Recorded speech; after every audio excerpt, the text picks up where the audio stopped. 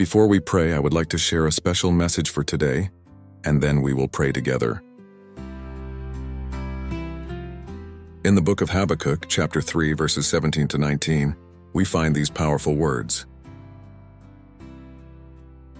Though the fig tree does not blossom, and there is no fruit on the vines, though the olive tree fails to produce, and the fields yield no food, though the sheep disappear from the fold, and there are no cattle in the stalls, yet I will rejoice in the Lord, and I will exult in the God of my salvation.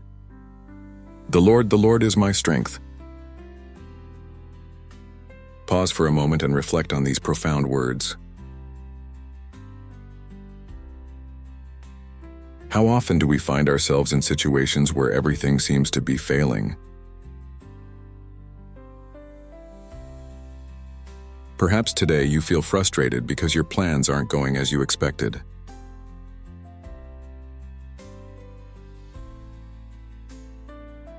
Maybe you've worked hard, sown with dedication, but the fruits you expected aren't coming.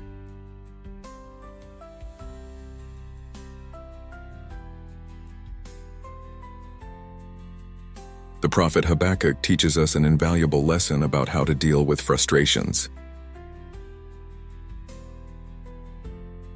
He describes a situation of total loss, no harvest, no production, no resources. It's like when we face failures in our projects, disappointments in our relationships, or setbacks in achieving our goals.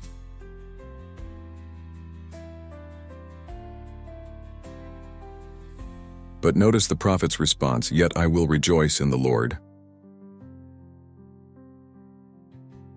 He doesn't say he will rejoice when things get better, but he chooses to rejoice in the midst of the difficult situation.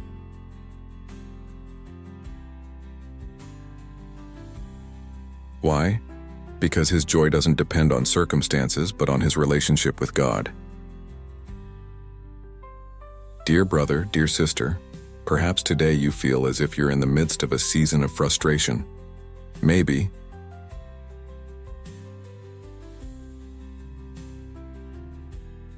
you've prayed for a situation and it seems like nothing is changing. You've tried different solutions, but the problems persist. You feel tired of waiting for the breakthrough you long for.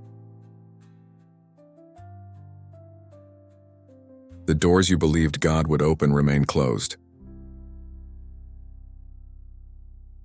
But remember, frustration is not your final destiny. It's just a season, a chapter in your story.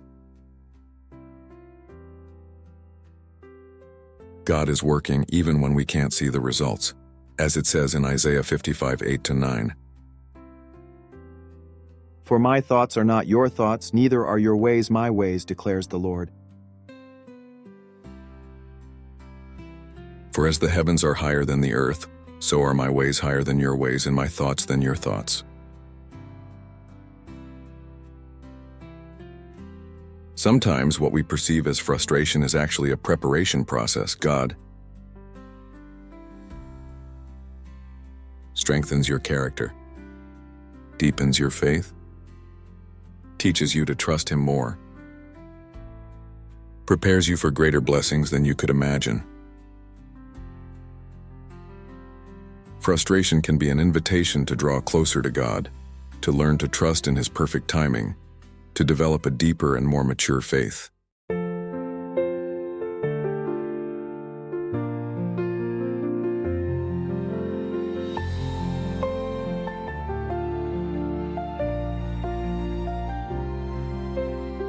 Let us pray together.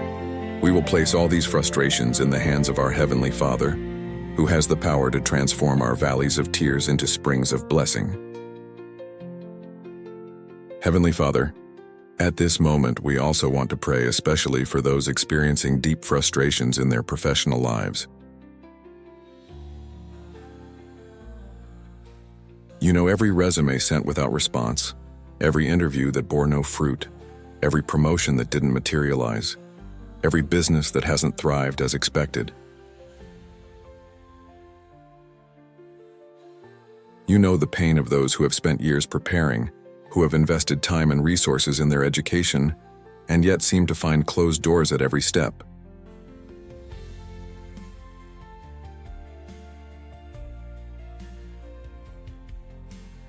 You see the tears shed in private, the anxiety that arises at night, and the moments of doubt when self-worth is shaken by constant rejections.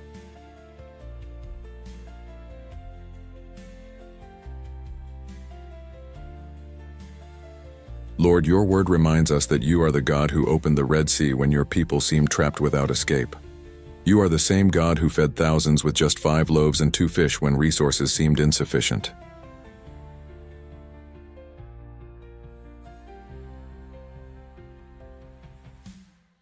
In those moments, as now, the situation seemed impossible from a human perspective. But you proved that what is impossible for humans is possible for you.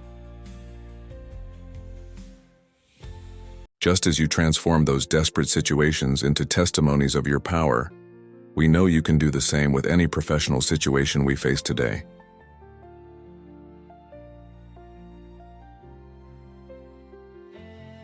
You are the God who transformed a simple shepherd into a king, a prisoner into a prime minister, fishermen into apostles who changed the world.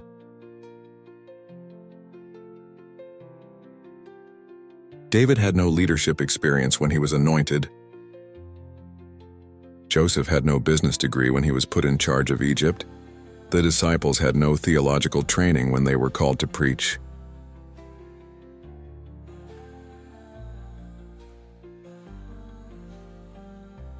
But you looked beyond their apparent limitations and equipped them to fulfill purposes that exceeded their own expectations.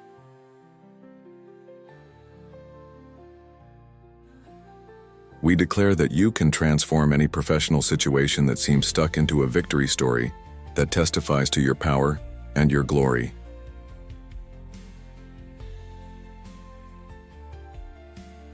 No job market is too competitive for you. No economic crisis limits your power. No lack of experience can stop your purpose. You are the God who can open doors in walls that seem impenetrable. We ask you to open doors that no one can close. Give us creativity to see opportunities where others see obstacles. Give us the wisdom to manage the resources you place in our hands.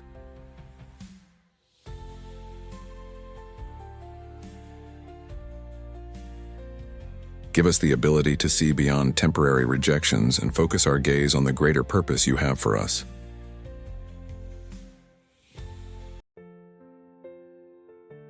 Help us remember that every no we receive may be your way of leading us to your perfect yes.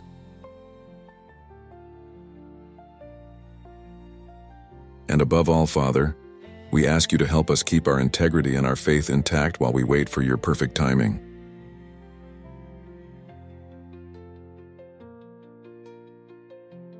That we may not give in to the temptation to compromise our values in moments of desperation.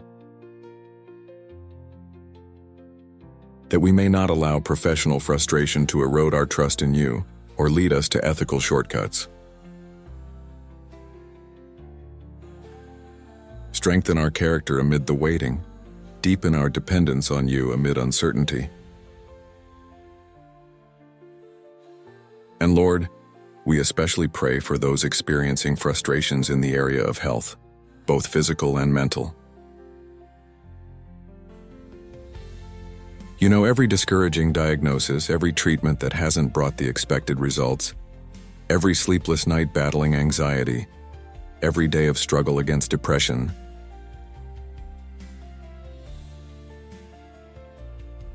You know the burden carried by those fighting chronic illnesses, the exhaustion of those battling conditions others cannot see, the weariness of those who have depleted their resources seeking medical answers.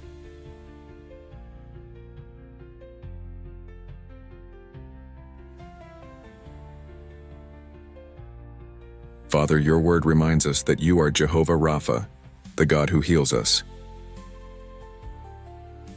You are not a distant observer of our suffering, but a compassionate Father moved by our pain.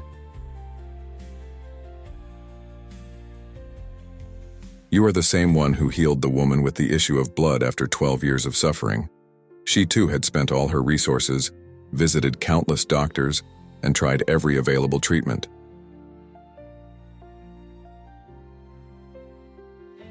But a single touch of your power was enough to restore what years of medicine couldn't solve.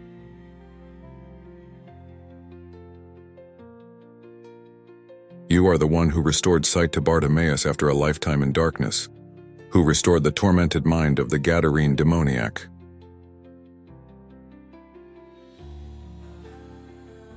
In each of these cases, you not only healed the body or mind, but restored dignity, gave back hope, and reintegrated these people into their communities.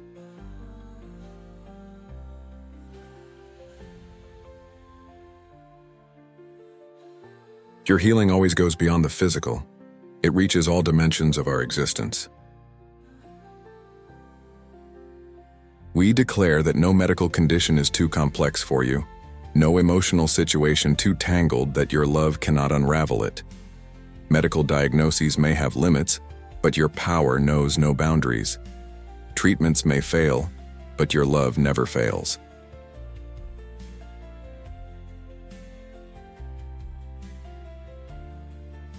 Prognosis may be discouraging, but your hope is unshakable. We ask you to touch every sick body with your healing power, restore every burdened mind with your supernatural peace, strengthen every caregiver with your infinite grace.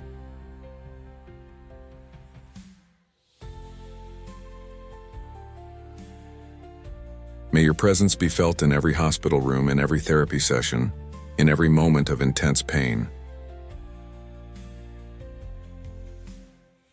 May your peace guard the hearts and minds of those battling anxiety and depression. May your strength sustain those who are exhausted from caring for others. In the mighty name of Jesus, amen. If this prayer has touched your heart, write amen as a sign of faith. I believe that every blessing mentioned in this prayer is now upon you in the name of Jesus. If you need a special prayer, don't hesitate to let us know in the comments. We will be honored to pray for you. May the grace and peace of our Lord Jesus Christ be with you always.